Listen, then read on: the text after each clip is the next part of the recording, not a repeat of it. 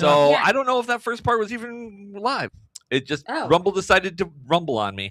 I That's- apologize for that. It- In case we did miss it, this is Kelly Sackett, Kalamazoo County chair? chair. County chair. And she's the Michigan GOP chair of chairs. It took the Michigan GOP over a year to allow us to do that election and to figure out who would be the county chair of chairs. And the votes overwhelmingly were Kelly Sackett. Kelly kicked me to the curb. She says, "Russ, get the hell out of my way."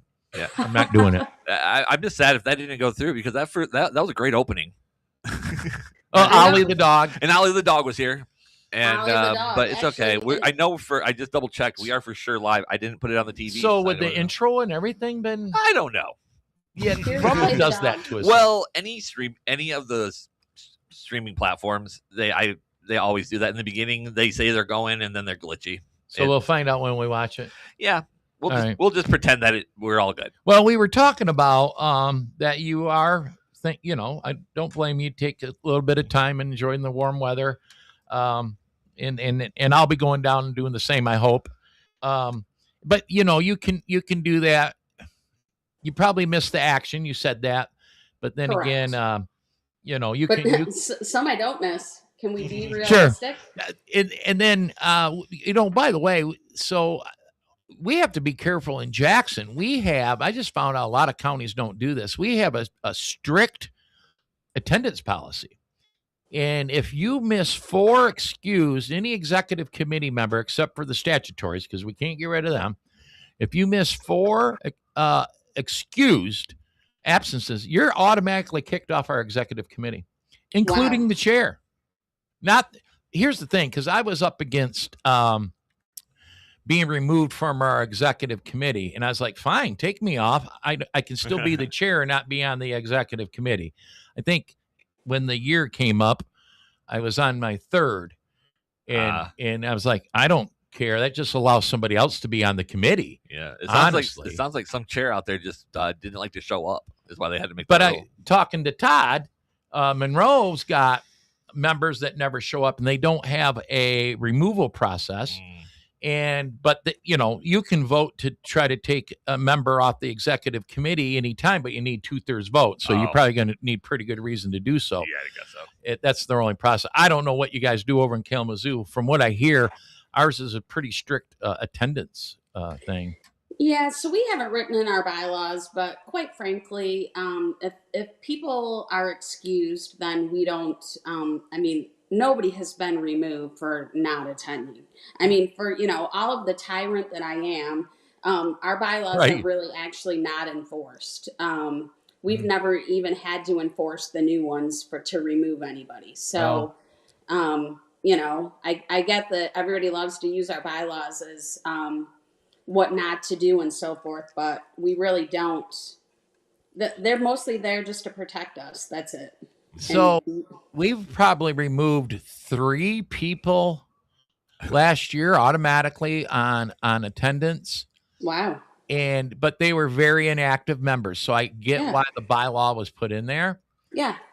You got rid of inactive members. We need something out of a member, something. Not everybody's supposed to go in like myself or many others. Something. And normally the people that you remove for attendance automatically weren't giving you anything anyways. But then you look at my scenario. So I was on my 3rd absence facing a 4th in removal. Well, you can't compare my activity to those people that had been removed. So in a way, that bylaw can be a bad deal. I put everything into this all the time. So I guess maybe we need more discretion in there, because we could run into, what if a member one of our most active members got sick or something? Yeah. Right. I feel like if you had excused absences, there should be excessive excused absences. If you miss 2 in a row without an excuse, you're automatically off. If you just don't come around. Wow. I feel like excused absences should be okay. And I get it. If you're extremely sick and aren't going to be there for a period of time and you're an officer, that's a problem because it puts a strain on the other members. I know my treasurer had been out. He had like foot surgery, and then he had a heart issue that probably came up during the foot surgery. And so I was doing all the treasurer stuff, not like the major stuff, but I was, Sure. doing all the mail, doing all the deposits. And so like he's kind of been the one to step up since I've been gone, because I think I stepped up when he was gone, right? I've always, but we started us off weird. Our conversation today will be what we think the role of county parties should be. Mhm. Okay, the GOP county parties. I don't know if she went away or not, Kevin. Yep, she's back. Okay, but since we're on this topic, so I've had a longtime secretary that you could count on filling in the voids for any darn thing. And she took care of stuff that I didn't even realize were getting taken care of. She just recently resigned, just for whatever reason. And we haven't confirmed a new one, but we got a new secretary coming in, and I've got high hopes for her. She's amazing.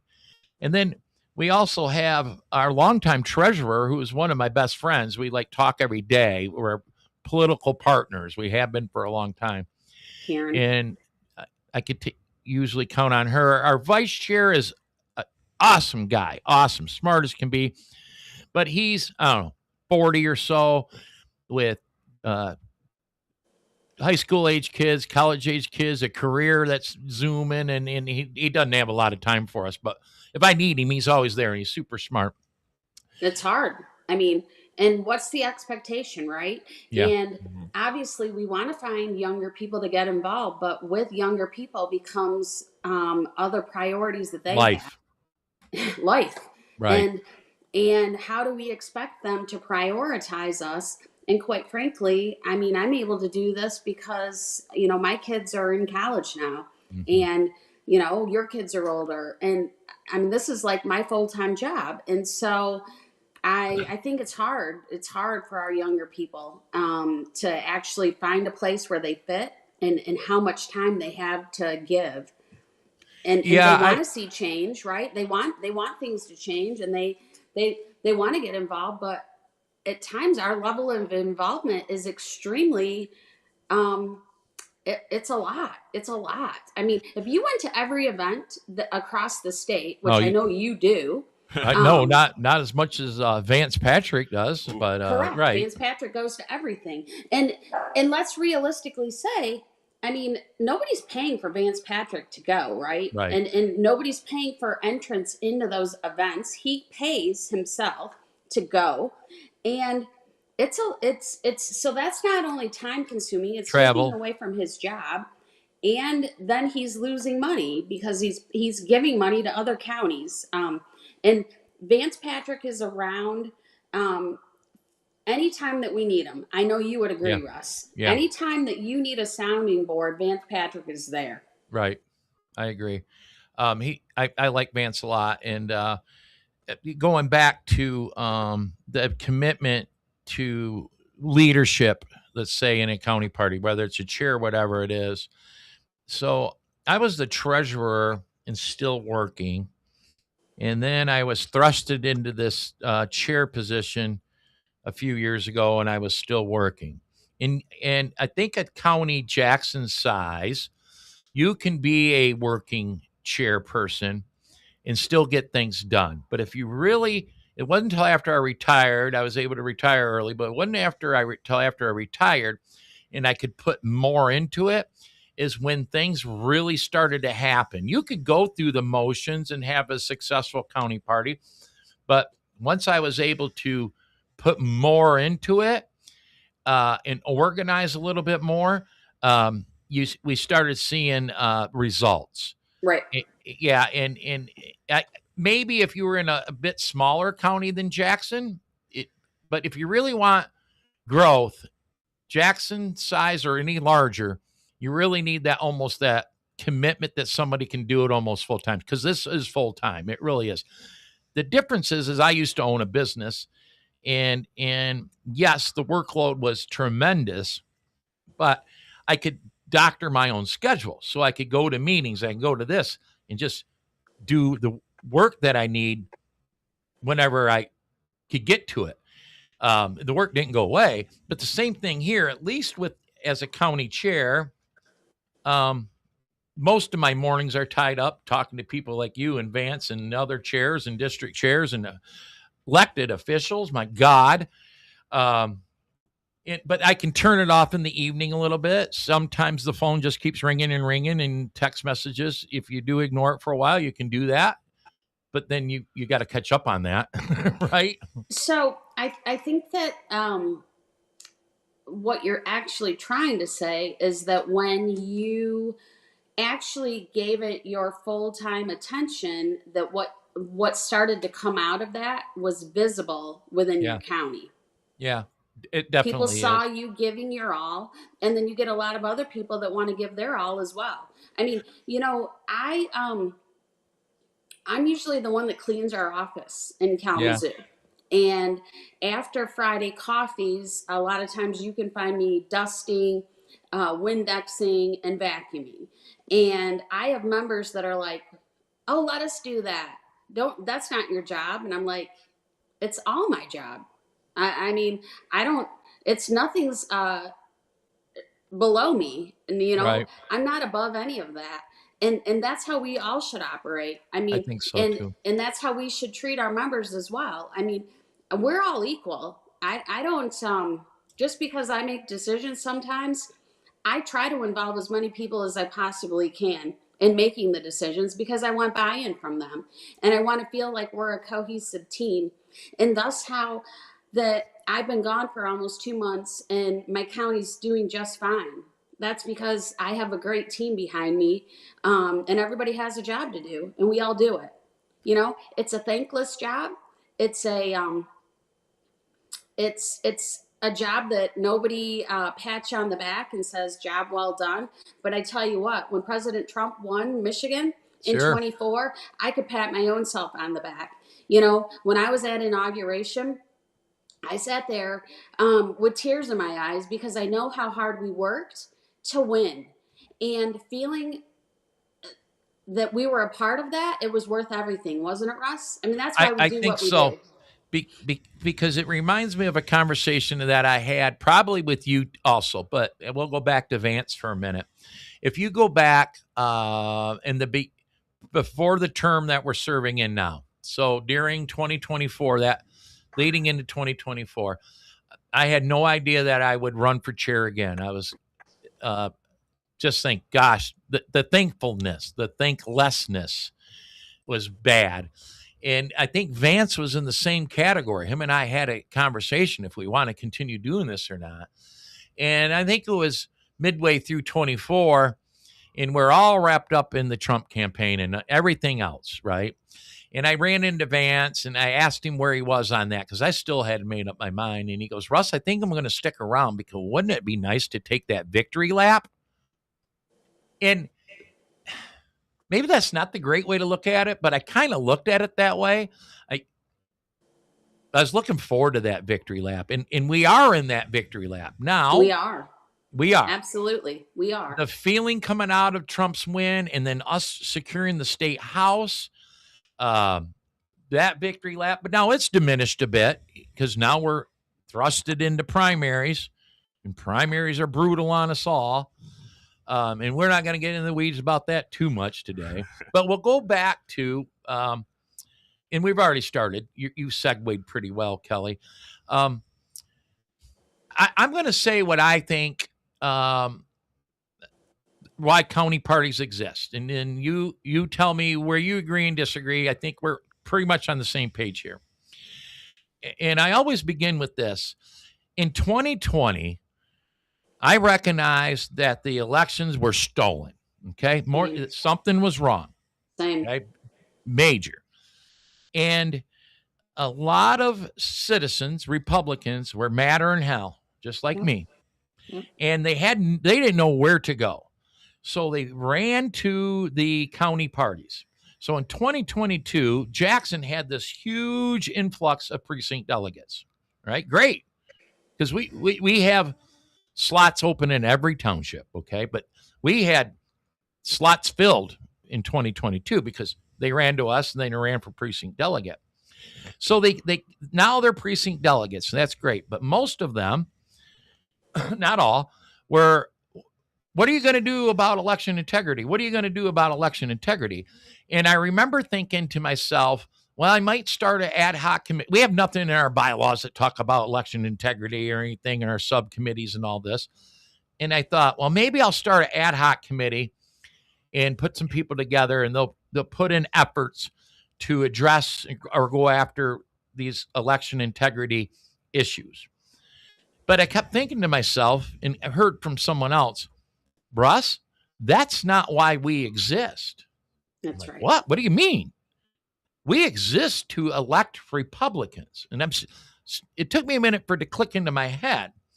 So you could take election integrity, you can take abortion issues, Second Amendment, the list goes on, whatever, 6, 8, 9, 10, 12 things that are extremely important to us.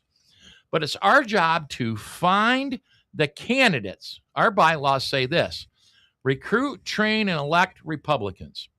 So it's our job to find the appropriate candidates that represent those issues, and then it's our job to get them elected. That's right. And so once I put that in perspective and said, our job here is to elect Republicans, and I'm going to throw up a name to you, Scott McGraw. Okay. I was just thinking about him. All right. So he was part of the Trump Force 47 campaign located here in Jackson. And he says to me one day, Russ, my job isn't to keep them elected officials accountable.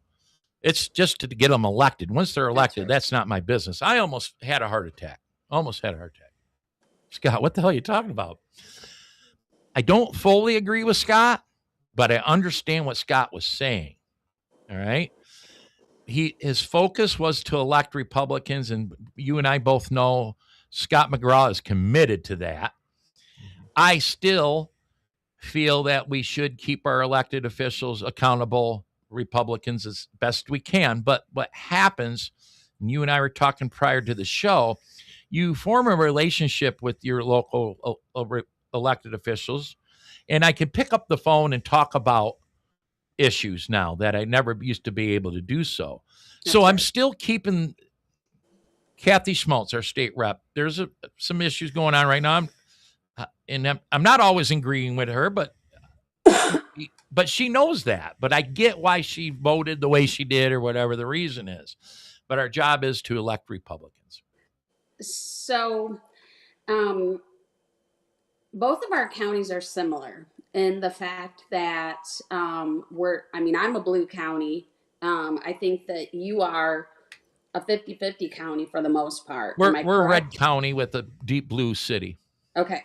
Right. So I remember us talking about Kathy because you had people that wanted you to censure her. Right. And you refused to do it. And because when you sit down and you talk to her and you listen to what she says that her constituents want from her, she's following her constituents. And if you put in a candidate that was a very far right candidate, you would lose that seat. We would. So answer me this. Would you rather have Kathy, who's more of a steady Eddie? She doesn't, she does her job. She kind of keeps her head down.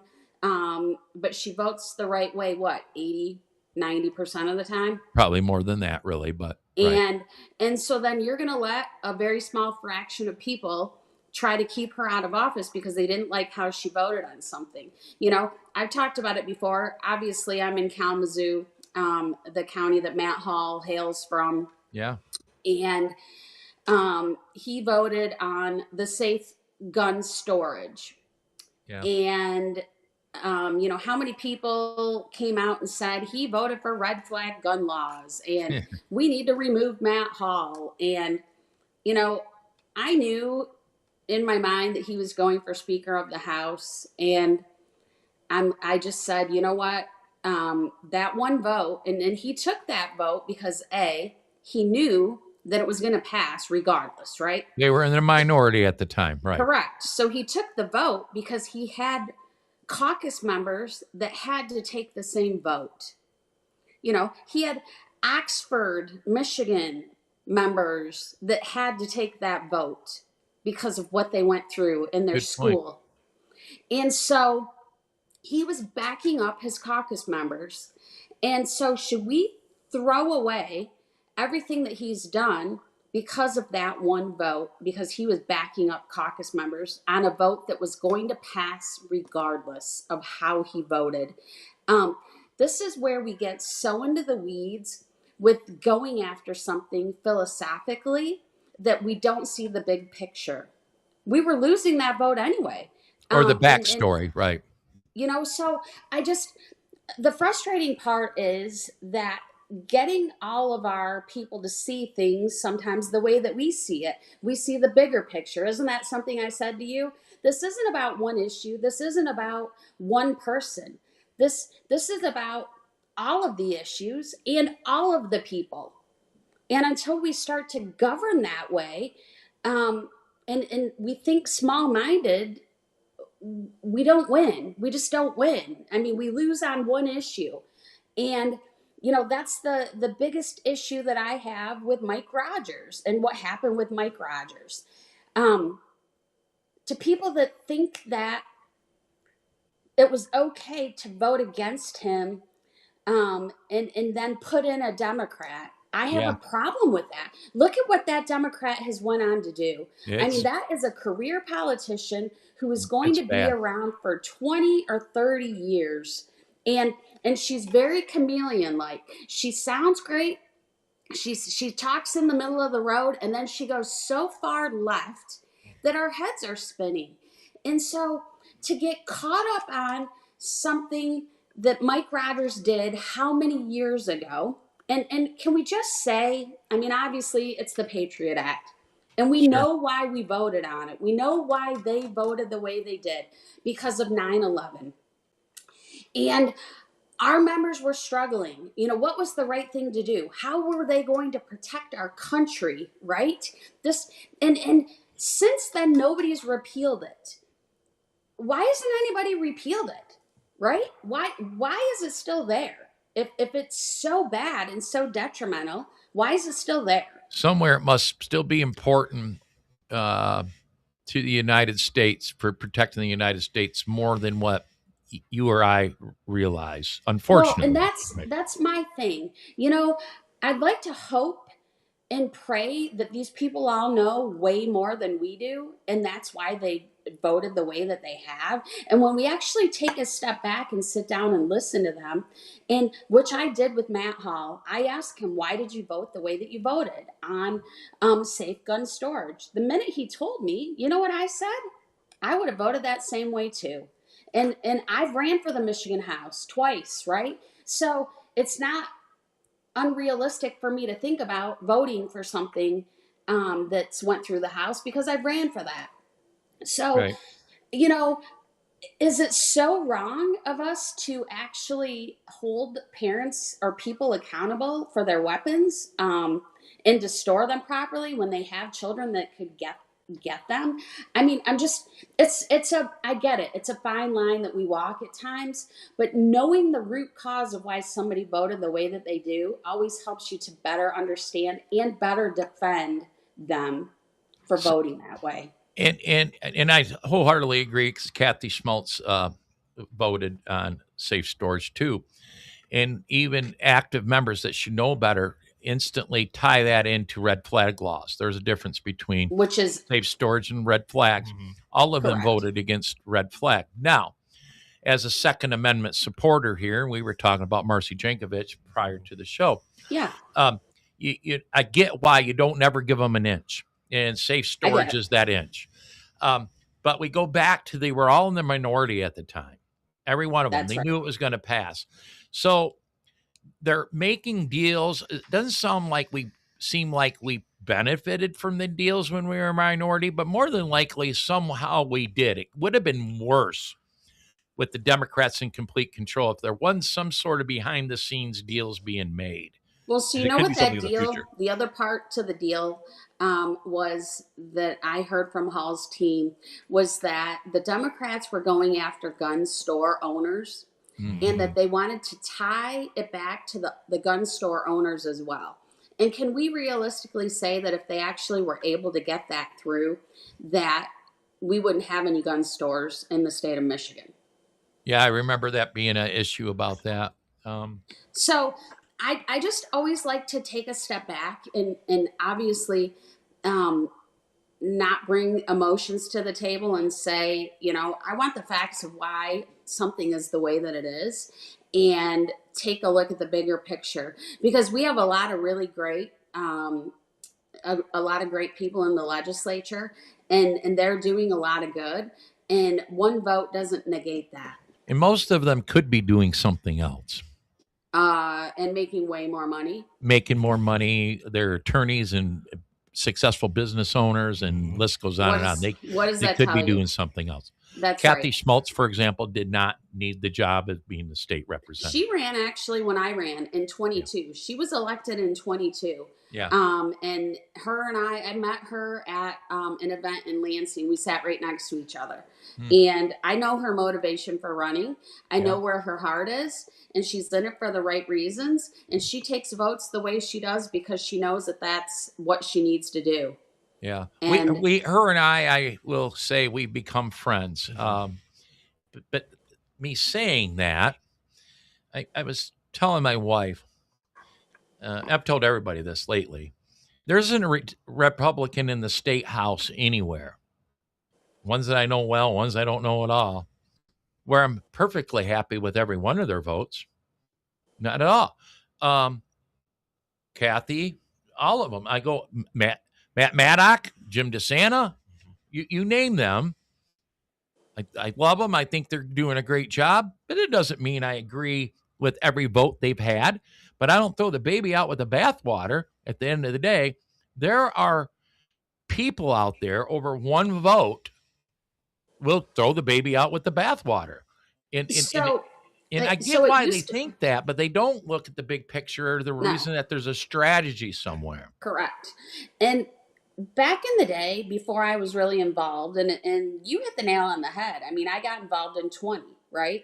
I first got involved in 16, and I became an election inspector, but I really got involved with the local party in 20 because I felt like we were losing everything, right? And how better to get involved but to go to the local county and see what's going on.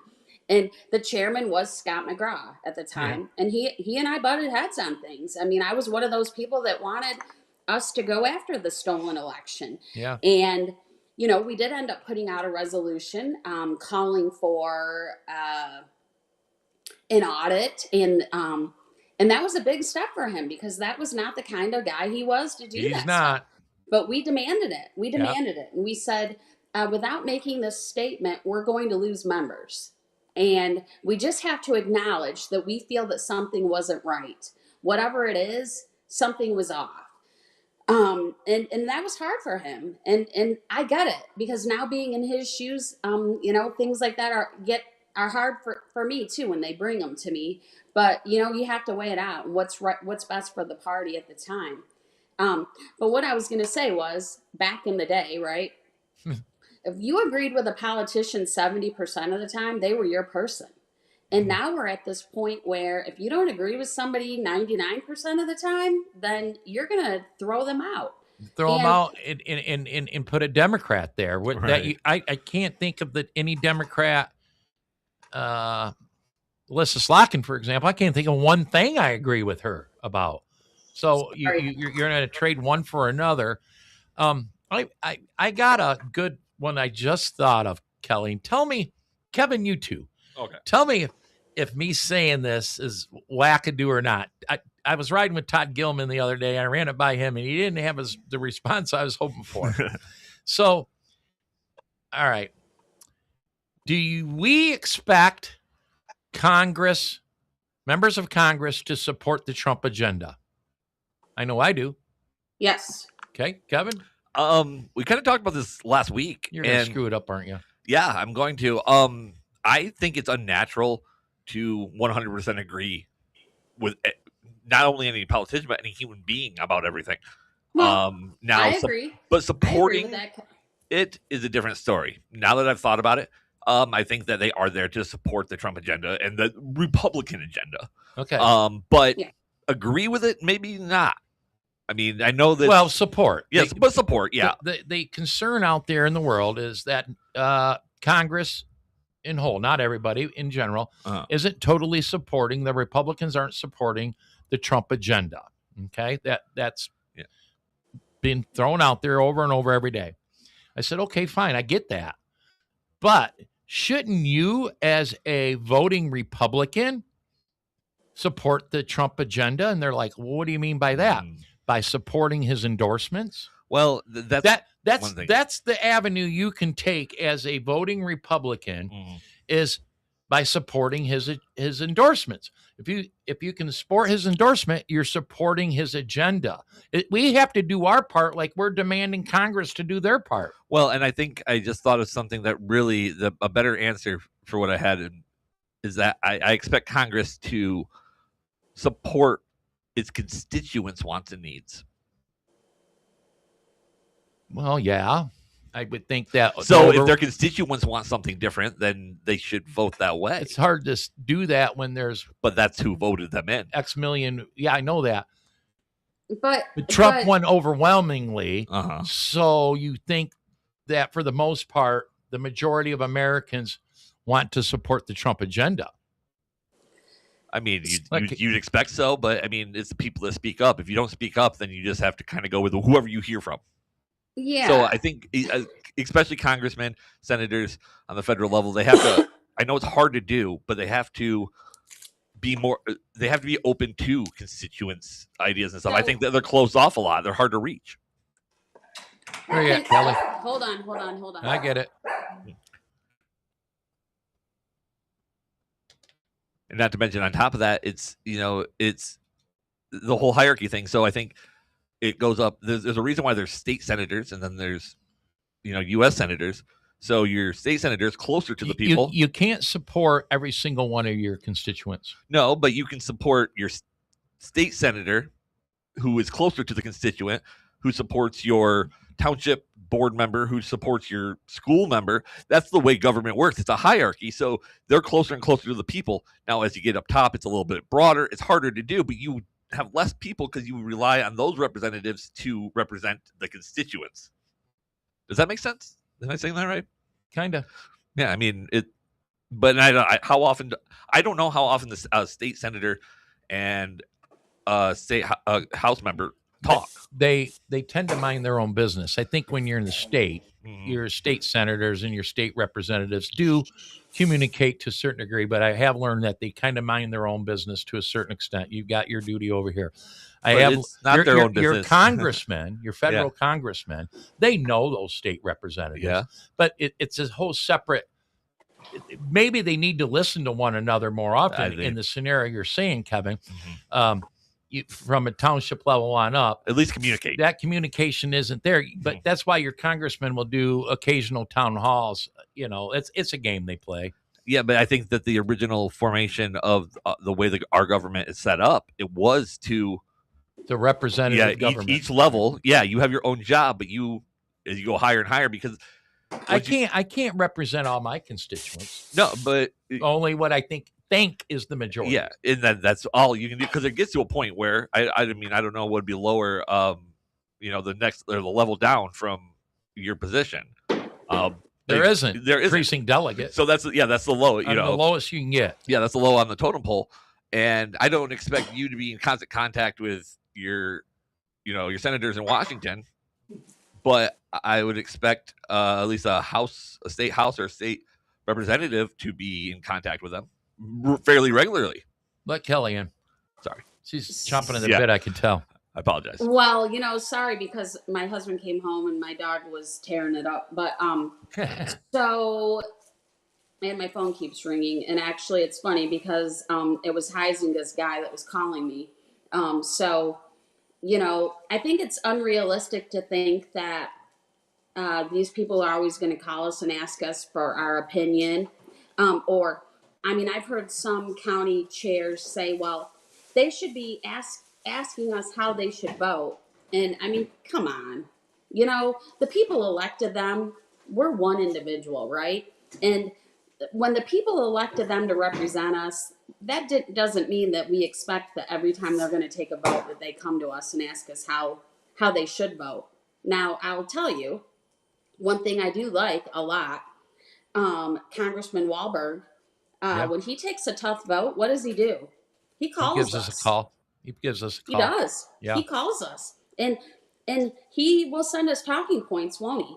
Yeah. And how many times has he had a town hall with us in the 5th District where he wants us to talk to him and tell us where we think the pulse of the district's at. And he always sends his employees to our meetings.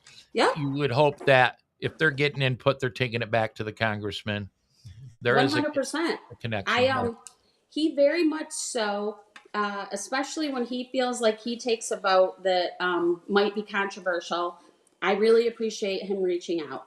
And, those open lines of communication go a long way. And I have that with Huizinga as well. And I think it makes our counties run a lot easier when we have the open lines of communication with people like that. One thing I did want to mention, and I was looking for it in the Michigan Republican Party bylaws before we got on, and there are some clear guidelines for what each of our jobs are. The county party is here to elect school districts or school board members. We're here to help elect county commissioners. Mm-hmm. We're here to help, with township elections. We're here to help with some state house elections, maybe state senate elections a little bit. The person is right out of our county. But, that's the clear definition of what a county party is here for. We're here to help elect local Republicans. And what the district committee is here for is to elect our congressmen like Huizinga and Wahlberg. Yeah. I mean, we've lost that. We've lost that in a way. D5 is here for. I mean, it's a congressional district. That's what it encompasses. And that committee's job is to help to elect a congressperson. And then when we get to state party, the state party is there to help elect U.S. Senate, U.S., maybe not so much House, but obviously U.S. Senate, and then statewide elections. Any of the statewide offices right now, we have a governor, we have Secretary of State, we have Attorney General. And so when each one of our three areas knows what their job is, the lines don't get so blurred because we all very clearly know where our focus is. The problem is that when we intermix and go into each other's areas all the time, and it doesn't work so well. We need to stay in our own lanes. And, Kelly, I had a county we had James Dixon as our speaker series guest just last week. And within that conversation, and James has great talking points. Yeah. He, by the way, get him over to Kalamazoo if you haven't already. He's fantastic. He does a great job. But one of our county commissioners were in the audience, and he brought up a point. I don't know what made him think this way over James Dixon, whatever James said.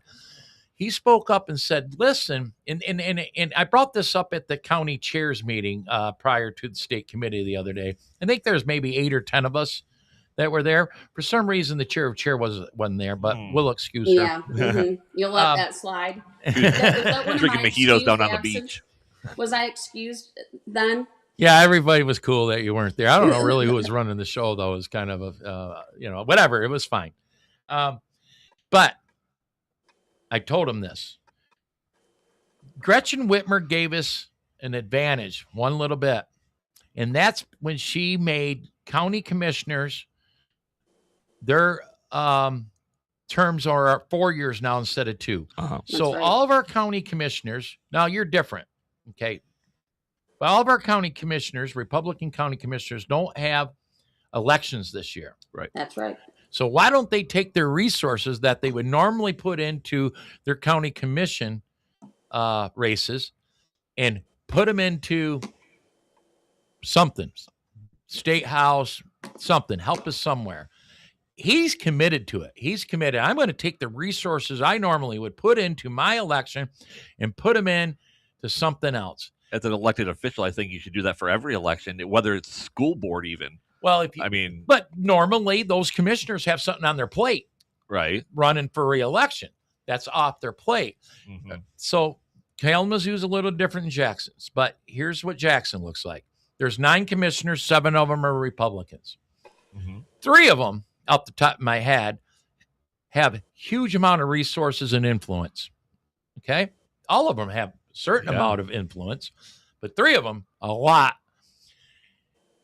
I challenge the county parties in a respectful way to go to them and say, can you put in half of what you would have put into your race into, say, a state house race, or what we're doing in Jackson?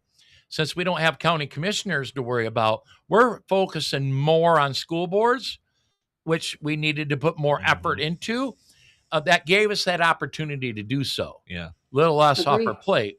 Yeah. But that gives them county commissioners a little more leeway too. So I do recommend county chairs to look at that. And I'm glad Tony Bear came out and committed to that. His influence with the district he represents is a lot of cornfields. Right. But it's still a heck of a commitment. I'm glad a commissioner jumped on that. My question about that is, and just because I completely agree with you, but like a county commissioner is going to have more influence down than up. So you say like state house and whatnot. I think, like you said though, they should school board, anything in the county. I mean, even mayoral races or surround yourself with Republicans down the slope. It makes your influence look better. We do have city elections on our plate, right? A few of them, a mayor and a couple of city seats. But I think the answer there, Kevin, now that we're just talking about it, is it'd be nice if the commissioners put a little bit of resource and a little bit of influence in some of the school districts that represent their districts. Right. Absolutely. Now is the time to do it. I agree. Any little bit helps, right? So any think about it. I mean, you have Laura Perry, right, who's running. I mean, that's a race you can win. And with she's been working hard for the last year almost. She's killing it. I've never seen enthusiasm as much as I've seen in the Laura Perry campaign. Yeah, her momentum is amazing. I've only met her once, and you can just being around her, you can feel it. She exudes if she's the ideal candidate because she's at a great age. I mean, she's got a lot of energy. Yeah. She has younger children, so she's living this right now. Every single thing that's being done is affecting her family. She's got a great story to tell. And she's a small business owner. She checks all the boxes. She checks all the boxes. She sure does. I'm not saying other candidates don't. Right. But she's very pretty. I mean, she's very outgoing, and people are drawn to that, and they feel her energy, like you said. And we don't always have candidates that connect with their constituents like she has. The challenge here is finding candidates like a Laura Perry, because it is difficult. Could you imagine being Laura Perry? You're running, I think, more than one business. You've got small children, a husband, a whole life, all that. And the energy that she's put into that campaign is unmatched. I agree. That proves that she is a workhorse. She can get things done because most people couldn't even remotely put this on their plate at all. And she's done that. I mean, she's given it her all, and that's clearly what we need to do. You know as well as I do. I mean, once you're elected, re-election is a little easier than the initial getting elected. And so if we can get her elected, I mean, just like Brian Ignatowski, he's another guy. Yeah, Another person. we're involved with Brian pretty good because he does that district does represent one township in Jackson County. And He's plus, another guy. Deb Drick is not going to let me ignore Brian Ignatowski. Let me say that right now. If there is one county chair beside Kelly that I have to worry about every now and then, it'd be Deb Drick. She'll what I don't say that meanly. What I like about Deb the most is you don't have to guess. She'll just tell you what you need to hear. She wants you to hear. There's no guessing. I love that. Some people get offended by that. Not me. I'm like, cool. Not me. Good. I don't have to guess. I'm a tough love parent. We all know that. So, yep. But yeah, Brian. So we got a challenge here in over here with a state house district held by a Democrat that shared partially in Jackson and Washtenaw. Jackson is all in on the candidate. Washtenaw is lukewarm. They've been beat down so much by Democrats that I almost think they've thrown their hands in the air. And then Brian, which barely lost his last race. That's what makes him such a viable candidate this time. And he came in late. Brian has a great, and the enthusiasm around his race is almost as good as Laura Perry's. Nothing matches the enthusiasm around Laura Perry's race. But Brian's up there killing it. And what I try to tell members is that it's more than whether Brian Ignatowski represents any townships in Jackson County. We not only need to retain our tough races, Kathy Schmaltz, Steve Frisbee. There's 4 or 5 of them that we have to protect. But there's flippable seats, and Brian Ignatowski's race is definitely flippable. So is Laura Perry's. Correct. And so, yeah, we have to save and we have to flip a couple. And I think we got the right candidates for that, at least in those 2 districts. So, obviously, living in a blue county like I do, we got behind Steve Frisbee. Yeah. And the county gave him money. Donors came to me, wanted to donate to my campaign, and I said, give it to Steve Frisbee. Yeah. Steve Frisbee's a real chance that we have to win. And he won by 300 votes. That's how the Democrats are going to be after that. Exactly. Right. And this is where, saying, oh my God, I live in a blue county. There's nothing we can do. We can't win elections. Well, then you know what? We go over to the neighboring county and we win elections. Then. I love that. And that's Kelly, all we that's can exactly the mindset you got to have. I don't feel that out of Washtenaw. I get it. I don't feel it out of Washtenaw. I can tell you that Doug, from the chair of the Van Buren County Republican Party, he was one of our top door knockers for Trump Force 47. He would come to almost all of our Trump Force 47 meetings. I tell you what, him and I talked on the phone on Friday, and he was telling me how his son's going to start to go to preschool. And I said, oh my God, I remember when he was at our office, because we'd always have donuts before door knocking, and his son would grab a powdered donut and he'd put little handprints all over our chairs. And now knowing that he's going to be 3 years old, I mean, and so that Doug was one of the top door knockers, and he lives in Decatur. He doesn't live in Kalamazoo County, and he was coming to get stuff to knock doors for Trump. Nice. We also too have a great volunteer, Cheryl Vitito, and she was a statewide top Trump door knocker. And she is so committed. I hear from her every week. When are we going to start knocking doors? I told Liam from the Mike Rogers campaign, I'm like, listen, I've got people asking, when can they get started? And Cheryl's one of them. And everybody be patient. You're going to be busy. But I so love those people. She knocked so many doors in Jackson. They just started sending her to other counties. She didn't care. As long as she's knocking doors, she just likes being out on a nice day, knocking doors and talking to people. That's a a quality that I don't really have. I don't mind knocking a few doors. I love talking to people. But you get some of them people that are just so committed, knock 100 doors in a day. It's amazing to me. Well, another one of those individuals was Kenny Clevenger, Is he? the Allegan County chair. Yeah. And when we had door knocking days for Steve Frisbee, Kenny came over. Kenny lives in South Haven. Came over and knocked doors for Steve Frisbee. Yeah. And again, he took the same approach that Kalamazoo did. We gave money to people that we knew needed it, and he was the one that actually started that, quite frankly, the giving money to Steve. He said, all of us in this district need to give money to Steve Frisbee, and he was right. Have you met Rachel Warner, the new, so the House created a new temporary position, and I forget the name of it, in what their job is to help state reps in tough districts. And so we were assigned this Rachel Warner, and she was a door knocker for Frisbee.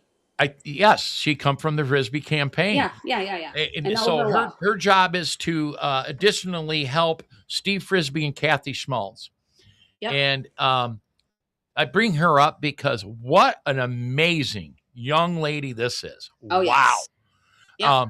She communicates with me nearly every day. And she wants me to forward that communication always to other people. I'm glad the House, those positions flip to the campaign side here pretty soon, where the campaigns have to pay them. But I'm glad that somebody created that. But Rachel probably would have been around regardless, because she lives in Calhoun County and knocked and helped us. She will eventually run for office. Mark my words. I hope so. One girl that is going to run for office, and she's going to win. Unreal. Because she has the wherewithal, and she has the energy to win. And the number of doors that she knocked for Steve Frisbee, that's one of the driving forces of why he was able to win. AFP got behind Steve and had door knockers early. They had Sam Leary there knocking doors like every day. We were sending people in from Kalamazoo to help him because he needed help. And that's what we have to do. When we see a candidate that we know can win, all of us need to get behind them, whether they're in our next door county, whether they're so many counties away. We need to put our money because where the goal here when it comes to State House is to secure the majority in the State House, hopefully build on it. So you've got a great example with Kalamazoo. Yep. We have, of course, Sarah Leitner. She's safe. Okay. She's in Kalamazoo County as well. I know. Like we she share. Has two, yeah, we share Sarah. Correct. She's been our state rep representing some part of Jackson for many, many years. She was a county commissioner even before that. So we're familiar with Sarah, and then Kathy Schmaltz. So when I look at the total picture, and I look at the resources Jackson has, okay, I have a better finger on the pulse of our resources than anybody else would, if you ask me, even more than our treasurer or anybody. I really do. Correct. Yep. And I always call Jackson a low financial resource county. We're not broke. There is counties with a lot less money than us, but I ain't in the top percent by no means. But we do have dedicated people and some financial resources. So I look at the big picture. We've got city council. How much effort, I hate saying it, how much effort are we going to put into city races when we already lost the city a long time ago? They're hard seats to win. Even if we did get one of us in, how effective are they going to be? I hate that. This is the case. Everybody wants to say, who are you going to get run for mayor? I hope there's a good one. I'm like, we need to focus, one, on the school board races, and two, our state house reps. So Kathy Schmaltz. I talked to Kathy, and this is why I love her so much. Kathy will have a ton of resources coming at her. AFP, Freedom Fund, HRCC, everything, and yes, she'll appreciate our efforts. But she's like Russ. please put those efforts into Brian Ignatowski and Justin Griffiths in that Washtenaw County seat. She encouraged us to do so. So Kevin and I love Justin. Mhm. It's going to be a tough seat to flip Yeah. because that Washtenaw side where we really have a great chance of flipping that 48, it's called, where Ignatowski is. So I really think our resources have to go probably, and Deb will love this, to Ignatowski and then help Justin. We hope Justin gets some traction somewhere, somehow else. I hate those balancing acts, but it's got to be what it is, you know? I agree. Yeah. But all we can do as county chairs when any bit of those areas touch us is tell our neighboring counties, hey, you know what? This guy's going to need our help. Hey, you know what? Can we organize a door knocking day for him?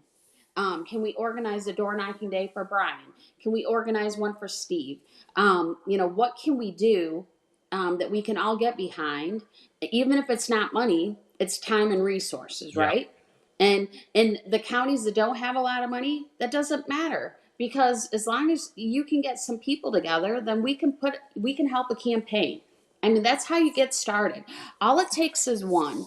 You know, there were, I don't know how many open positions on the Portage City Council. We ran 3 candidates and we ended up getting 1.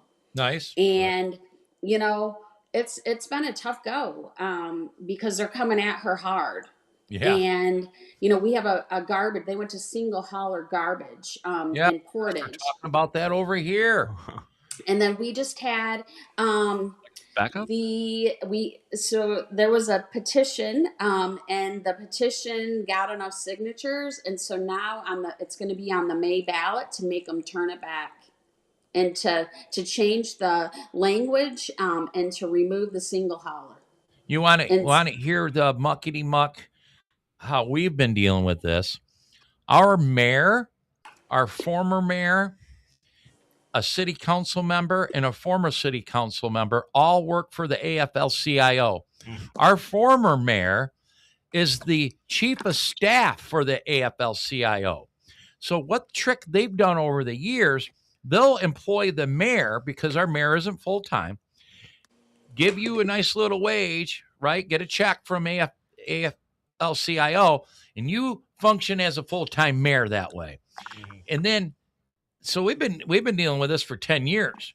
And then all of a sudden they throw single hauler in. They single hauler in. When you know who's going to get that contract, the only company that in Jackson County that is a union hauler. All of our independent haulers. That's right. Plain and simple. That's the reason why they do it. They want the hauler contract. It's some real soprano stuff. Right. Kevin just said it's real soprano stuff. It really is. It really is. And luckily, we've been able to keep that at bay. It will come back up. I was wondering. It will come back up. But yeah, and council that's members the problem. And then they go and they negotiate union contracts with our firefighters. Oh, yeah. Right? Unbelievable. That's we can get into a whole other conversation, which we don't have time for. No. But the data centers and the lithium battery storage facilities. They just approved a data center in Van Buren Township, I saw. Well, and a lithium battery storage facility is we've been fighting that in Comstock Township. Oh, geez. And Kelly, where's the KGOP involved in the recalls over there in a certain township? Isn't there some recalls going on? We're involved. Two of the individuals that had been voting for the lithium battery storage facility ran with an R by their name, and they have voted with the Liberals the whole entire time. And so we have taken votes of no confidence. We've censured them. We've done everything that we can possibly do to show that we are not behind these individuals. But we were helping. And then what happened is, of course, the language for the petitions, they appealed them on the very last second that they could. So then once I was in Florida, that got cleared back up, but that was a good 30 days. So now that's not even going to be on the May ballot any longer. It'll be pushed to November. But one of those individuals should absolutely be recalled. I mean, she is nothing but a menace in that community. And I think trying to recall all of them was a bit of a bigger job than what I was looking to get involved Yeah, I've in. been through a 3-person recall before. It's a challenge. It's a lot. And when there are multiple petitions out on each of them, and you come to the door and you have 12 petitions for people to sign, I think people are like, what the actual heck is going on here? And I tend to always feel like we have a much better shot to go after something that's a little bit smaller and get it done. And if we were able to flip one person on that seat, if we got that one individual off, then we would have majority. And it would be a heck of a lot easier than what they've been going through there because of her. So, yeah, one of these days we'll talk about local politics. What a mess! And you know what, though, the stories are different but very similar. It's amazing to me. Well, the problem is that these things snuck up on our local townships, and they weren't informed. And we have a lot of Republicans that were voting yes on these things and not knowing what they were getting themselves into. And they saw some dollar signs waved at their little townships, and they went, heck yes, we're going to go for this. And they didn't realize the actual repercussion of putting in these data centers and lithium battery storage facilities. And let's be realistic. I mean, Whitmer, this was all because of Whitmer, and she had it in her agenda by 2030 where our state was going to be. And there's incentives for those things, and these people will come in and destroy our communities, and then they'll leave within 10 years, and they'll leave us with a total wastewater, groundwater contamination, and nobody knows how to clean any of that up, right? You always got to remember, though, Kelly, as a township elected official, I've been studying, keeping my eye on solar. There's a neighboring township that just approved a battery storage facility. Data centers hasn't come to Jackson County, but I've been paying attention, man. I've been paying attention. And we just went through a rezoning issue. It wasn't for data centers or anything. We went through a request for rezoning from open space farmland to heavy industrial. And you really wanted to say yes because you wanted the growth. You wanted the potential jobs, but they couldn't answer exactly. But the community lost their mind, the people that lived around this area. And you have to listen to, and we ended up listening to the constituents of the township. I've said it on this show before, they hate it. It would have come up in October. No one was there to push back. No one hardly knew. I was the only no vote. But we ended up kicking the can. Ended up noticing they didn't notify everybody. There's a trailer park near the site, and they didn't notify the individual trailer park residents, which made the township attorney open the book right in the township meeting, and we had to start the process over. Once the process got started over, local media got a hold of it, and the community outcry changed the rest of the township board members. So you were the only no vote? I would have been the only no vote. Wow. I had the dumbest luck, Kelly. So I went into that meeting knowing that the rest of the board was going to approve this, and I was going to be the only no vote. I come from a background of zoning. I'm on the Jackson Planning Commission, and I just couldn't take the jump from open space farmland clear to heavy industrial. And the others, honestly, the site would have been a perfect site for it. I just couldn't make that jump that was on our map. Right? I'm missing the term for some reason. So I was going to be the only no vote, but my dumb luck come in when I just happened to look at everybody during the meeting, everybody that's been notified within so many feet. And I noticed that the management company from the trailer park was notified, but I didn't see the individual people that live in the trailer park. So I just asked a weird question. I was like, hey, so you only need to notify the property management company of the trailer park or the owner. You don't have to really go after the residents. And I really thought that's the way it was. And then the township attorney kind of got that weird look on his face, and he opened it up the MCL. And he goes, I think we got to start from scratch. I did not go into that meeting that prepared. It was dumb luck. I happened to look down and see that and ask that question that I thought was a dumb question.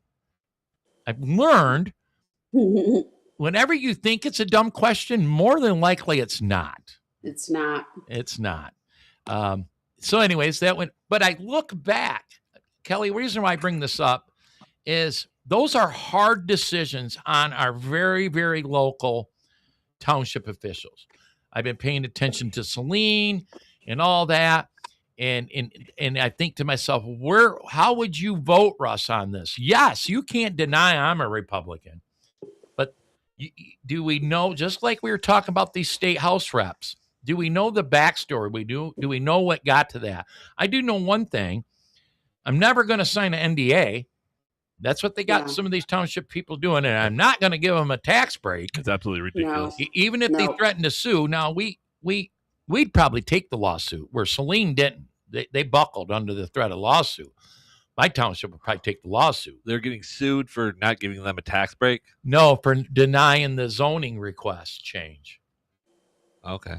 Yeah, and that's not why we're here today. No, I was just you said that and that really threw me off. Kelly, I we'll don't wrap think this that up. most listeners or even county chairs, Russ, realize that you sit on your township commission or whatever you call it, township board. Township board member. And again, that's probably a whole nother episode in and of itself as well.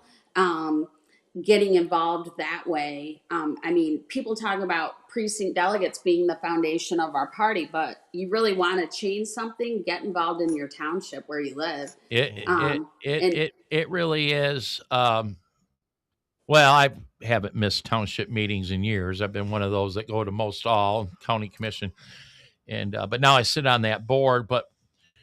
And I still bring my same principles that I've always had. But once you're sitting there, you do, not that things aren't transparent. You can go to our website and look at the whole agenda packet I see, but you start looking at things somewhat differently, and that people can't put themselves in your shoes of the decisions that have to be made. You think you just go in and vote. No, I have been in so many meetings where I didn't know how I was going to vote until I got there. Right. Plus I guess the under the cover pressure of voting against the people sitting right next to you. Don't be afraid to vote no. Kevin just brought up a good point. I see it at the Jackson GOP. These people would support you, but their friend sits over there. And if you have a voice vote or a stand-up vote, sometimes people won't vote honestly because they're afraid of the optics. Social repercussions. That's right. Yep. You do a ballot, it's amazing how the outcome might come. If you're on a township, I love roll call votes. You know what? I do too. Put your name on it. All day long. And do I think it's BS when then we have people that demand to know who voted which way? Hey, if you want to know, then you should have been at the meeting. You should have been keeping track. Right. It's not our job to list how everybody voted. Again, you had every right to be at the meeting just like the next guy. Go to the meeting and see it. But when people have to vote, we had a vote right before I left, and it was a vote about spending money for a venue to hold our county convention. And we had just had Scott Jennings, and that venue was $400. And I said, I think that we should use them again. It worked out great, $400. But not knowing that they were available, right? And other venues that we've used in the past cost us about up to $800. Yeah. So the vote was, thankfully that's off my plate now, Kelly. Between $400 and $800. And I had one EC member vote no. And I said, why'd you not vote no? And he said, because I don't think we need to give permission to spend something that we're not going to spend. And I said, how do you know that? How do you know that the $400 place isn't already booked? We don't know that. And so we just need the window open so we don't have to take another vote on this. Yeah, you got to make that decision now. Get your heart set on the venue and then not have the approval, and then the venue gets booked. and then have to backtrack. And quite frankly, so we settled on the venue. We got the $400 place, and then they had a HVAC issue with all of the snow, and the roof collapsed in the Oh, rink. boy. And so we had to move it anyway. Now, thank Luckily, God. it was approved, right? Well, and you know where we're having it? Where we had our Lincoln dinner. Oh, and did ya? They matched the price for $400. Oh, So we're okay. just gonna do it there. Yeah. So we lucked out, but that's not always the case. And so you cover yourself when you take a vote, and it's just always funny when you get somebody who pushes back. I always like to know why. Why are Right. you pushing back? Because you want to know how people think, how they tick, what, and I mean, that's how we make our counties work as well as we do, because we have a whole bunch of different personalities that all come together for the greater good of the community and working in the same direction. I've learned on my township board that I've been the only no vote more than once, and Good for you. because Kevin just used a good term, social pressure. Yeah. But so Yes. okay, Social all right. stigmas. I don't remember what I said. The seven of us are sitting there, and we're not all best friends, but we all get along. We've all lived in that community damn near our whole lives. I think all of us born and raised there or near there. Yeah, very close. We're all around the same age, and so we're friends. We're friendly. So I think sometimes they worry about what the guy down the way is going to vote. Where me, I don't care. I'm going to vote the way I feel I need to vote. I don't think everybody always operates that way, and I know they don't in the GOP committees. I've seen it firsthand. Oh, Where the cliques, they're going to all vote together, even though there's two of them that told you that they don't agree. And I'm like, put your name on the vote the way you should feel. But that comes with a little bit of experience. it does. It does. It does, and it's hard. That's And actually you and I both came in at the same time. We've been county chairs just like Vance, the same amount of time. And the second time around is a lot easier than the first. And I'm sure the third time around is going to be a heck of a lot easier than the first or the second for some of us that stay. There's more than likely I will, but I still haven't really made up my mind the third time around. I'm in that category. I feel like my job's is not totally done yet. And until it is done, I probably need to stay. So, I mean, we'll see. Maybe my county doesn't want. You're never going to fix it all, Kelly. Maybe they're going to kick me to the curb. I mean, There's a well, there's always, once you've been around a little bit, there's always that element that I'm not in Kalamazoo, but there's always, even I have that element of people that want to attempt to, destroy me anytime. Well, but last time nobody it's not ran the against majority me. field. Right. Clearly, I mean, when nobody runs against you, you can't rig an election, right? True. And so, that's been said about me, that I rig elections. I mean, I'm not sure how I do that, but when nobody runs against you, you don't have to rig anything anyway. So, I just laugh. I mean, there's always going to be haters, Russ, no matter what we do. And all we have to do is keep doing the best of what we know to do today, and hopefully tomorrow we'll know better. We'll do better, and we'll have more volunteers to help out, more delegates that want to sign up, and get Republicans elected. Right. That's right. That is our only job. Our only job is to elect Republicans. And if we can't help to elect Republicans in our own county because we're blue, then we move over to the next county. And I love that. Thank you for doing that. Absolutely. I was going to bring something up about what we were just talking about. I wonder if that, and that's social stigma is the term I use. Okay. I just love it. But I would like to ask, like, long-time board members or whatever, if that was always like that, or if that's because of the political climate now. I always say that, long time ago, there could be a Republican and a Democrat living next to each other. You may say something to each other during election time, but then you're best friends. I wonder if that's changed with the board as well, even though it's still inter-party. Maybe a certain degree. I'm sure it's always existed, though. Yeah, but I wonder if it's gotten worse. That's where the term good old boy system comes in. So we've always had, in the past, I feel like people that could work across the aisle, right, to get things done and to get the good done for their community. And some of those that makes you uniparty, don't it? Yeah, it does. And some of those people that were really good at that ended up at times staying across the aisle too long, right? True. And I think that became the problem. That's But what created the term uniparty. the ultimate goal should be that there are rational people on both sides that should be able to come together and work in the middle for the greater good of everybody. But I think what Kevin's saying, that hasn't been the case in how long? I mean, because of the stigma and because of social media. I mean, how many times are you at a meeting or you do a podcast or you even talk to somebody and like within 5 minutes, other people are like already talking about your business, whatever constantly. it is. Right when you think no one's paying attention to your crap, you Yeah. put out something slightly controversial and you notice that they're paying attention to your crap. Right. And they never Absolutely. said anything when you were on their side, never questioning anything. But the minute that you say one thing, well, then you're like enemy number one. Yep. And I just. Or they twist a word around. That's why I Right. don't engage with some, and you know what I'm talking about. Yeah.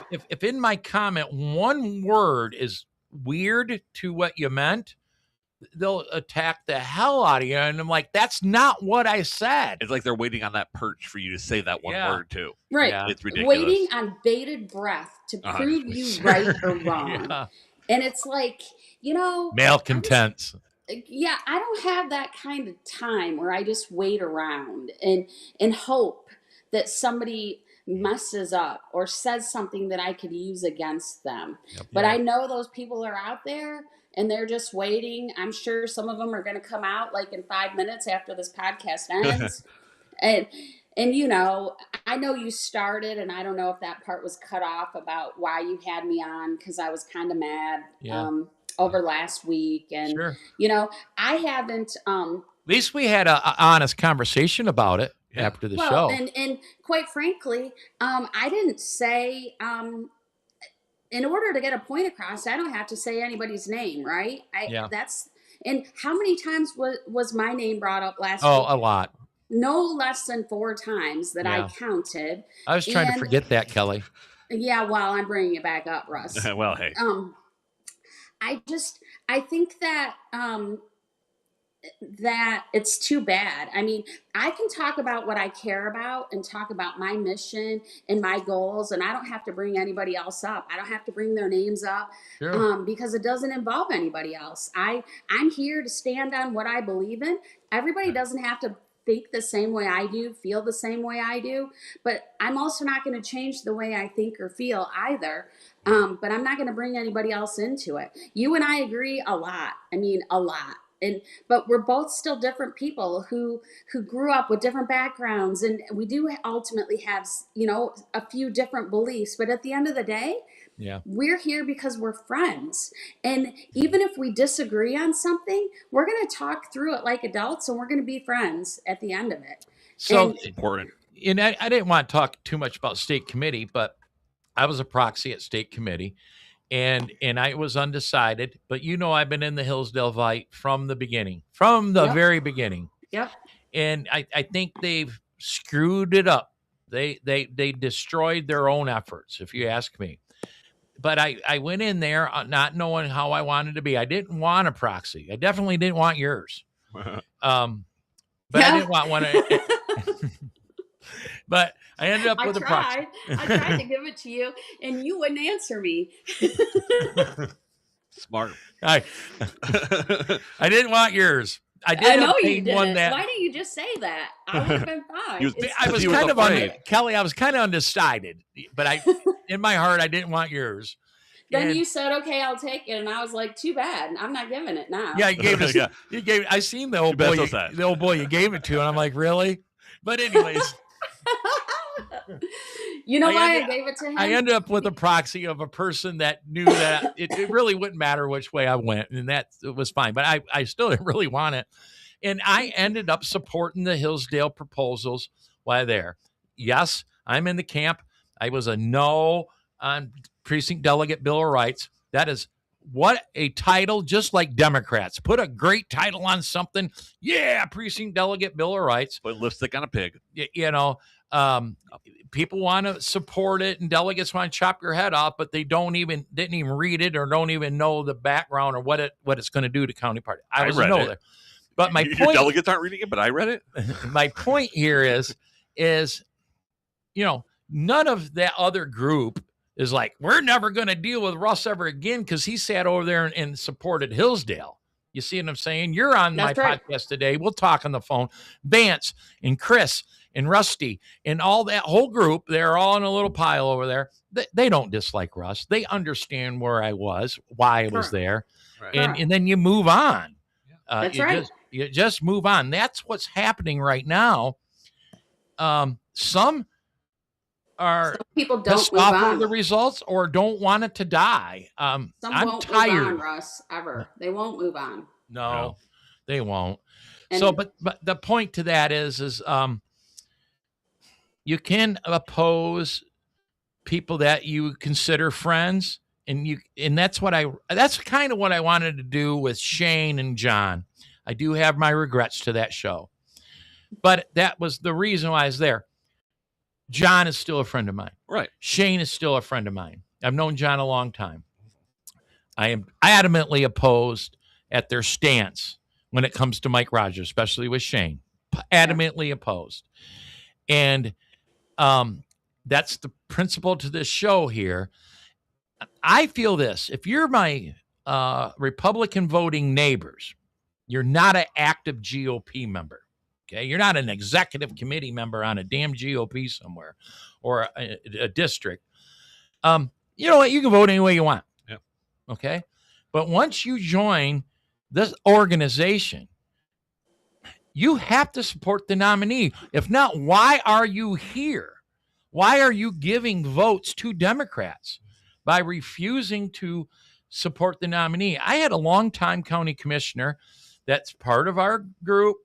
He told me, he says, Russ, especially in local elections, your person might lose in a primary. And he says, if you don't want to support the person that won and goes into the general, you can not support them by not putting a yard sign in their yard, all that, but you don't need to stand on your perch to destroy that Republican nominee. Yep. That's where my problem lies, is to stand to you're basically promoting the Democrat. So I was asked over the weekend if Anthony Hudson was our nominee for governor, would I vote for him? And I said yes. Yep. And the comment was, well, that would taint our brand. And I'm like, maybe it would. Wouldn't Jocelyn Benslin taint our brand? Well, our brand is destroyed. I mean, our brand is out the window at that point. Now, you can talk about lesser of two evils. You can talk about that all you want. But when you take the oath of office to be in a county position like we did, I mean, I took an oath of office to be the county chair. I'm sure you did as well. When you sign up to be a party member, an EC member, then you are taking the oath that you will support the candidates that the will of the people decided are our candidates. And when you take the opposite stance of that, I feel that you have no place in our party at that point. Because quite frankly, you are hurting our party. You're hurting our candidates. You're hurting our brand. You're hurting our brand. And when you continue to beat that over and over and over again, I don't want the name Republican attached to you. Go be a libertarian, go be an independent, go be whatever you want to be. But why are you a Republican if you don't want to support Republican candidates? Did many of them get into this just to change the Republican Party? Is their sole mission was to upside down it and change it because it isn't the party that they want? You should be. I don't think that's the case. I think it's more that they weren't ready for the, I guess, responsibility that comes with it. They think it's just, I'm just joining a social club. A lot of times they like the cool name, executive committee member. Exactly. Or something like that. They don't understand that there is responsibility that does impact policy, impacts our lives every day in doing so. And I mean, I don't know about your bylaws, but written in my bylaws are you will support the primary winner. If you win the primary election, if you go against supporting that candidate, well, then that is means to be removed from the executive committee. Well, our job is to elect Republicans. That's right in the bylaws. So if you That's right. don't support the nominee, you're violating the bylaws. Correct. Because you are giving the vote to the Democrat, Alyssa Slotkin. To me, that means if you comment on Facebook post and you're bashing, I had an executive committee member who bashed one of our speakers, and I said, we don't do that. Like, I'm sorry, but we don't do that. Well, I said, if you want to go on your own personal page, I said, I still take offense to it, but you are commenting on the KGOP Facebook page. You can't do that. You're a member of our executive committee, and we can't have that. I'm sorry. In my professional life, I've written a few handbooks for like restaurants or places I've worked, and I was always very adamant about adding a social media clause. Like, hey, if you get fired or you quit or whatever happens, you can't, if you go out and you start bad mouthing the establishment, then there's going to be repercussions. Whether, or if you're still hired, you're still working there. You're that's still working a there, problem. and it happens. And I think, I mean, if you don't agree with the club, why are you in the club? Amen. The number one, if you don't agree with the club, why do you even want to be in the club? People hate that we reference this as a club, but it is a club. It is a club. It's political parties are a club. At times it is a social club, but it takes that socializing to get our mission done. People hate that, but at the end of the day, there's seriousness to that. And when you do social issues get together with the members and people of the public and eat cookies or whatever the hell you're doing, you're creating a bond to go to complete that mission. And that's what we do with our Friday coffees. Yeah. Quite frankly, we do monthly luncheons, so only once a month, unless somebody like John James comes into town and wants to buy us pizza, then we'll do a luncheon for that. Are you sick of pizza like I am, by the way, Kelly? Yeah, right. I know. I'm so tired of pizza. But we do a monthly luncheon, and then we do Friday coffee, and it's easy for people to say, "Oh, you're a social club," and you know what? We're a family. That's what we are. We're actually a family. You're a group of like-minded people. Correct. If that's not a club, then I don't know what it is. It's not a club. I mean, it's though when people want to be there because they like how they feel when they're amongst other like-minded individuals, then we have 50 people that show up to Friday coffee almost every single week.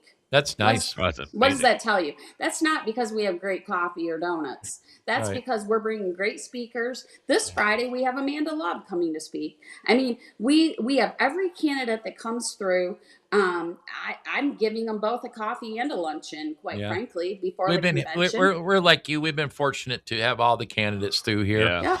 I'm talking to other chairs in smaller or up north counties. They haven't had the opportunity to do that. So I don't endorse. I haven't wished I hadn't. Uh-huh. Well, that was so there's a reason why I don't endorse, right? But I don't endorse because I truly feel that each of my members and my delegates should all be able to decide for themselves. I mean, do I have certain candidates that I favor? Yes, of course I do. If I see something with one of them or the other one, would I put it out there or let people know? Yes, of course I would. But I want it to be people's choices. I don't ever tell people how to vote. I don't ever do that. I feel it's our duty. If we can have the candidates come through, let our members see them, then we've done our job. What do you always say, Russ? Fight like hell for your candidate in the primary, and then support the nominee in the general. Yeah, 100%. We've got an element over here of no Mike Rogers group, small group, and they're all about Genevieve. I'm like, great. That's what you're supposed to do. I love it. But go all in. All I ask is when the nominee is chosen, that you support the nominee. I'm all about and it. if by support, that means keeping your mouth shut and filling in that circle on the ballot, that's what you need to do. Yep. But running down our candidate, I can't accept it. The biggest problem I have is, again, I call it the will of the people. And when the will of the people of our state speak, and overwhelmingly they vote for one person, and I hate the coveted, or what is that word, the anointed one. I actually really resent that. I think that sounds so ridiculous. Yeah, it's not the Who's Pope. anointed? I'm not making somebody fill the bubble in for any candidate. So just by saying that because your person didn't win, that the other person was anointed, okay, meaning they got more money. That's politics. If you don't, Yeah, you didn't work hard enough to get your candidate to get that kind of money. Right. Whatever the politics takes you to get there, apparently you weren't successful at doing that. Life. And if you don't like the game, then get out of it, because that's what this is. Politics is a game. Yeah. I mean, how many of us, though, say politics is life, right? I mean, it really is. But if it's too much, if you don't like it, then get out of it. It's not for the faint of heart, right, Kevin? Yeah, I mean, I'm not even in it. And Kevin, Kelly, we're going super long here. We got to shut it down. Real quick, I want to address the chat. Okay, good. Just because it's actually all positive. The Josh Emmerich in the Facebook chat. I love the idea of encouraging county commissioners to redirect campaign contributions in off years when they aren't running for re-election. Thank you, Commissioner Bear. Yeah, we need a renewed emphasis on local municipal and educational races. People feel the effects of local policies, and I always say, if you truly want to change the political terrain of the state, you got to start locally and work up. All politics are local. Basically, he says the same thing again, but he says it's a marathon, not a sprint. Keep up the fight. We have 8 months to go. P.S. So glad you had Kelly on here. She's a top-notch county chair who truly gets what the role of a local party is. And then I just want to say, hi, Lance. And hi, Lance. And then Josh also said a lot of folks confuse movement and party. I've encountered this a lot. I know that that's not in the chat you guys can see, so I want to make sure those are pointed out. Kelly, thanks. I do want to mention one thing real quick, and it's a risk me doing this in a huge conversation, but I'll just throw it out there. I learned over the last couple of years that many people think that if they donate to the Michigan GOP or the RNC, that money trickles down. I always try to remind people that county parties are totally self-funded. Correct. So when Kalamazoo has an event and it costs a couple bucks, please go. The money goes to electing Republicans. Same thing in Jackson here. I don't get paid. Kelly doesn't get paid. Our executive committee members don't get paid. Our precinct delegates don't get paid. Everybody's a volunteer. You can go to larger counties, and yes, they'll have a paid executive director or political director, but those people are working to elect Republicans. So, or you can take your beautiful office, our beautiful office. Yes, there's bills to pay, but the what it provides to elect Republicans in outreach and opportunities to do so can't be matched. It really can't. Well, and yes, we both have offices. We both have big, beautiful offices that we both allow candidates to use. I allow candidates to use my office whenever they want. If a candidate needs have no problem with it to have a fundraiser, they can do it at my office, no problem. I just want it left in the same shape that it was when you found it. And we're good to go. And that's part of what I feel. I might not always have a ton of money to give to some candidates. Hey, come and use my office for a fundraiser. I'm all about that. And same thing here. We're fortunate enough to have this podcast studio, and that's because of Kevin. Yep. Kevin runs a business out of it. He's one of our tenants to a certain degree. But same thing here. I tell them all the time, we'll put you on the show. We'll let you do your own thing. Whatever you need. As long as Kevin's willing to produce it, and so far Kevin's always there to help produce it. It's what he does. So, I'd always like to throw that out. Lately, we had an event, and I made that comment. There's 80 people in the room. I had 2 people come up, precinct delegates to me for Jackson. Been around a few years. Russ, I didn't know that you were self-funded. I said, I've been screaming it at the top of my lungs forever. Some people think. I have one office volunteer I used to have. She didn't believe me. She thought the government funded us. Oh, my God. So those are our challenges. We are self-funded. I don't know about you, Kelly. There are bigger donors than me, but I'm one of the biggest donors in the Jackson GOP because and it's an effort, but it's more than the money. It's the what you put into it. It's not It's just the money. time. It's manpower. Hours. Yep. Kelly, we will never get to all the talking points. Nope. Thanks for being on. Yeah, appreciate it. I do got some Absolutely. announcements, but we're going to cut you loose. I'll make some announcements, and I have to go to the grocery store.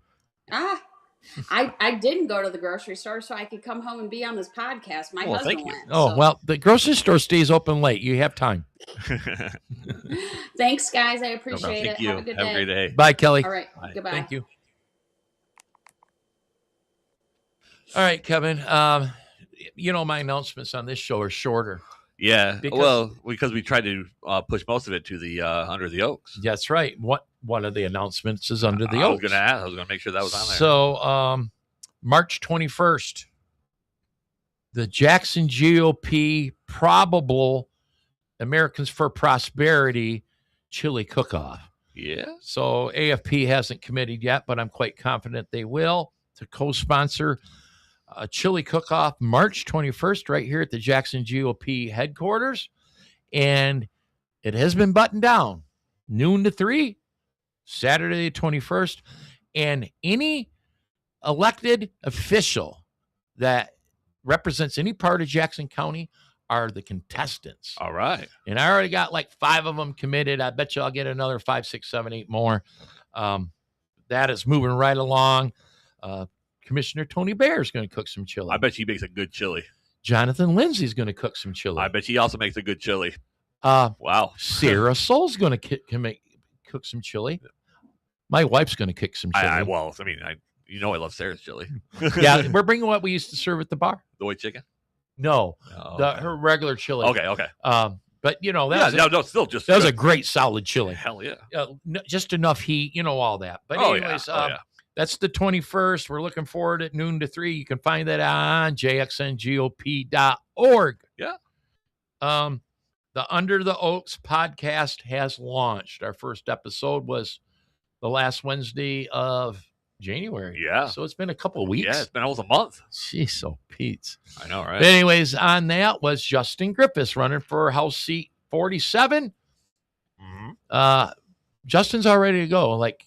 I think he has a web page and everything going on. Yeah, when I talked to him the other day, he said that he was on the verge. Accepting donations and hitting the ground running. You have to. But the next episode will be February 25th. That's the last Wednesday of the month.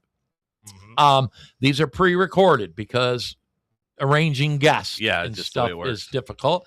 I don't see any edits coming. I don't want to edit. Nope. I just want to throw the raw show. So sometime on every last Wednesday of the month, that show will come out. Yeah. Rumble, YouTube, and the Jackson GOP the only Facebook edits page. I did on the last one wasn't actually an edit. I just added the little name tag things and whatnot, but that's not an edit. I just made more work for myself is all it was. And if you jump on the Jackson GOP Facebook page, we've been cutting a lot of clips from a lot of shows. I can't even keep up anymore. We've been doing so much work. Probably should make it Under the Oaks page as well.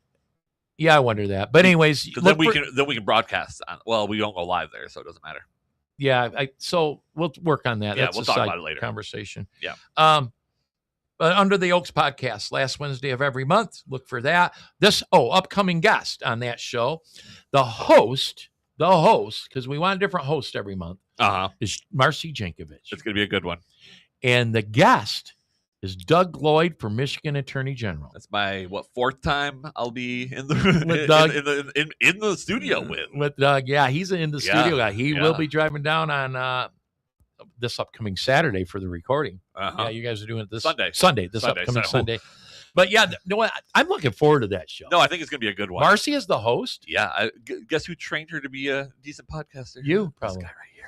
Although she's got that ability to she that. does. And it's so crazy. We've only done a couple episodes of her show for the Women's for Gun Rights, and from the get-go, she hit the ground running. She might end up being our internet sensation one day. Maybe. I mean, but anyways, look forward to that. And then this Saturday, let's throw a plug out for State Representative Steve Cara. He is also a friend of the show, and I think he's been on at least once, maybe twice. I think just once. Okay. But it is his campaign kickoff Uh-huh. in Sturgis, Michigan, this upcoming Saturday, 6 until like 9 or 10 or something like that. Okay. So one of the Jackson GOP members bought a table, and me and you and Todd Gilman and Karen and a couple others or something, we're all going to go over to the Steve Carra campaign launch. He is a current state representative, of course, running again. And I think it's his birthday. Yeah, I was saying, didn't you say it was his birthday? I think it's his birthday, too. So it's a birthday celebration. Oh, it's going to be a good one. And we like Steve Carra. No, I do. So we're taking an hour and a half trip over to that. But I haven't anyways. been to Sturgis in a while. It'll be worth it. Yeah. All you got to do is go to Steve Carra, state representative, find his webpage, and you can go also. Yeah. He will take your money. Yeah, absolutely. I don't know. We might have an open seat, but you have to find a way to get there because our car's full. Yeah. And this Karen's seats. Yeah. I don't want to give away her seats. I already gave one away to you. Yeah, but I'm different. Okay. Anyways, that's all I got. I think the biggie there is the chili cook-off on March 21st. Yeah, I think that's going to be a good one. I'll be there for sure. Great show. Thanks, Kelly. Yes, thank you very much, Kelly, for being on. And guys, make sure you go and like the Facebook page. It's all down in the description. Just look for it. Look for Stick to the Plan on Facebook. Like this channel on YouTube and Rumble as well, wherever you're watching. We appreciate it. Thanks for hanging out with us. And I don't have anything else. That's it. That's it, guys. Shut her down. Shut it down. See you. You've been listening to a Grandma's Boy Media Production.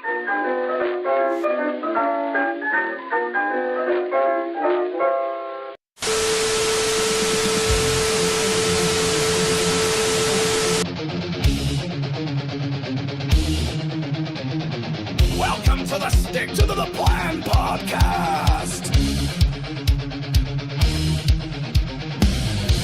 Michigan's elite political podcast is about to begin, live from the birthplace of the Republican Party.